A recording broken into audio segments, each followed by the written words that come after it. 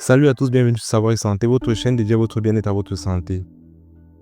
Aujourd'hui, on va aborder un sujet qui concerne beaucoup d'hommes, mais dont on parle encore trop peu, l'andropause.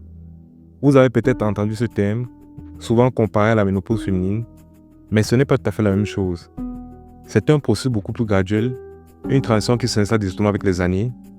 Il ne s'agit pas d'une maladie, mais d'un phénomène naturel lié au vieillissement.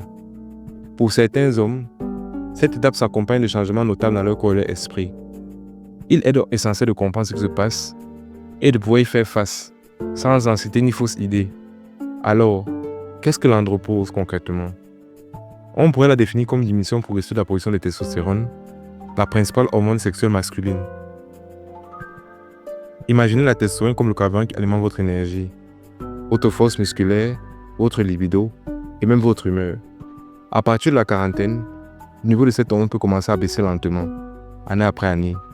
Concrètement, à l'arrêt brutal des hormones chez la femme, chez l'homme c'est une pente douce, d'où des symptômes tardifs parfois attribués au stress ou à l'âge.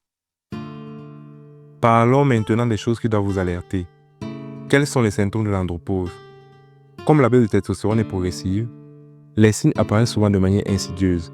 Le premier symptôme le plus fréquent, une fatigue persistante. Ce n'est pas la simple fatigue après une grosse journée, mais une lassitude quasi constante, un manque de peps durable. Vous pouvez avoir l'impression de foncer au ralenti, de manquer d'entrain pour des activités que vous aimez auparavant. La récupération après l'effort devient plus lente, parfois frustrante. Un autre signe courant concerne la sphère intime. Une baisse de vie sexuelle est souvent au premier plan. L'envie se fait moins présente, moins spontanée. Les troubles de l'érection peuvent apparaître et se majorer. Ces difficultés ne sont pas dans la tête, elles découlent souvent du changement hormonal. Cela peut générer frustration, perte de confiance, créant parfois un cercle vicieux. Il est fondamental d'en parler. Les changements ne sont pas que physiques. Ils peuvent être émotionnels. Irritabilité, impatience, épisodes de tristesse, démotivation, parfois proche de la dépression. Les troubles du sommeil, endormissement difficile, réveil nocturne, sommeil non réparateur, ce qui amplifie la fatigue. Enfin, perte de masse et de force musculaire, malgré le sport, pas et jambes moins dessinées, charge plus difficile. La cause de l'andropause est simple, le vieillissement naturel de l'organisme. Avec le temps, les testicules deviennent un peu moins performants. C'est physiologique. Cependant, tous les hommes ne sont pas égaux face à ce phénomène. Les facteurs de mode de vie peuvent accélérer la baisse hormonale ou aggraver les symptômes. Le surpoids, l'obésité.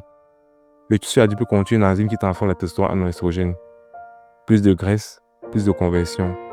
Le manque d'activité favorise la prise de poids et envoie un mauvais signal à l'organisme. Le stress chronique joue aussi un rôle négatif. Le cortisol et la testostérone sont concurrents.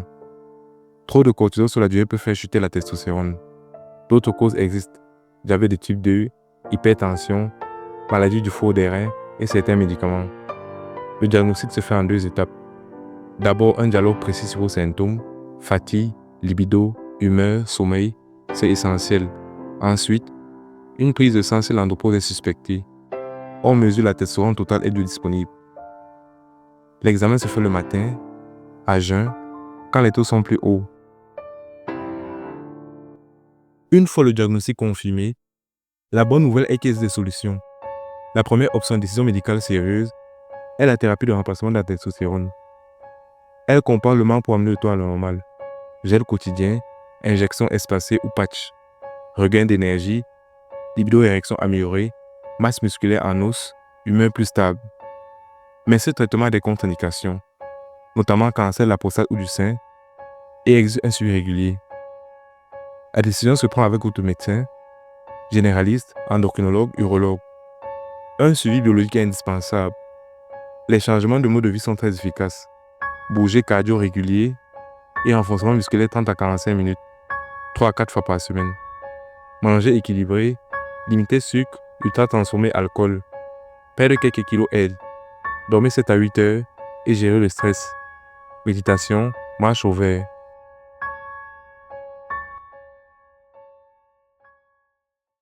N'oubliez pas de vous abonner à la chaîne Savoir et Santé pour plus de conseils santé et de bien-être. À bientôt pour une nouvelle vidéo éducative et passionnante.